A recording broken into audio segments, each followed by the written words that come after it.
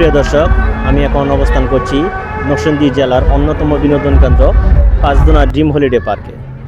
এই পার্কটি গঠিত হওয়ার পর থেকেই এখানে বিনোদনের জন্য যে আয়োজন করা হয়েছে সেটি আসলে এক কথায় বলা যায় যে বাংলাদেশের সর্ববৃহৎ একটি আধুনিক এবং বিনোদন কেন্দ্র এটি।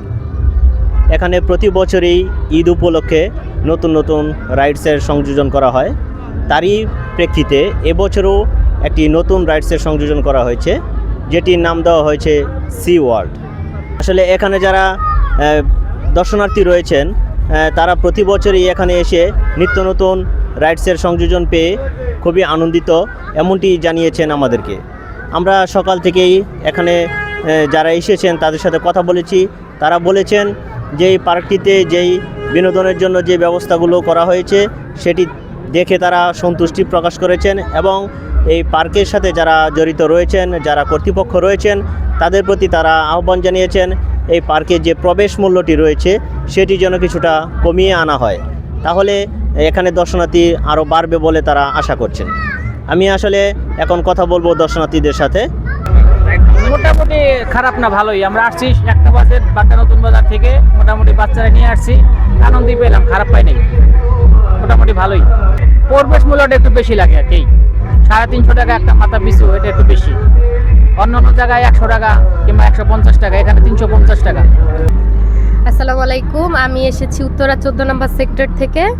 তো এখানে এসেছি ফ্যামিলির সাথে খুব ভালো মজা করতে আর কি, সবাই মিলে আর কি ঈদের পরের দিন একটু মজা করতে এসেছি। এখানের সব কিছু ভালোই লাগলো আলহামদুলিল্লাহ, এবং এখনও ঘুরে দেখা শেষ হয় নাই। একটু আগেই ভূতের বাড়িতে গিয়েছিলাম, বাবা মা আমার ভাই আর কি সবাই গিয়েছিলাম। তো মজা করছি, আরও দেখবো ইনশাল্লাহ, সব কিছু ঘুরে দেখবো। না আলহামদুলিল্লাহ ভালো, আমি ভালো মতোই ভিতরে প্রবেশ করেছি এবং এখানের সব কিছুই ভালো, সব মিলে সব কিছু ভালো। এবার নিয়ে সিলেট থেকে, হবিগঞ্জ থেকে আমরা আজকে ড্রিম হলিডে পার্কে ঘুরতে এসেছি। আলহামদুলিল্লাহ এখানকার পরিবেশ সব কিছুই ভালো ছিল। এখানকার প্যাকেজের মূল্যটা আমাদের 4 জনের 5000 টাকা করে নেওয়া হয়েছে। এটা যদি আরেকটু রিজনেবল হতো তাহলে আমার মনে হয় আরও যারা আছে ঘোরার ইচ্ছা পোষণ করে তাদের জন্য সুলভ মূল্যে তারা আসতে পারত। প্রাইসটা যদি এখানকার কর্তৃপক্ষ আর একটু বিবেচনা করে সেদিকে একটু নজর দিলে ভালো। ধন্যবাদ। আসসালামু আলাইকুম।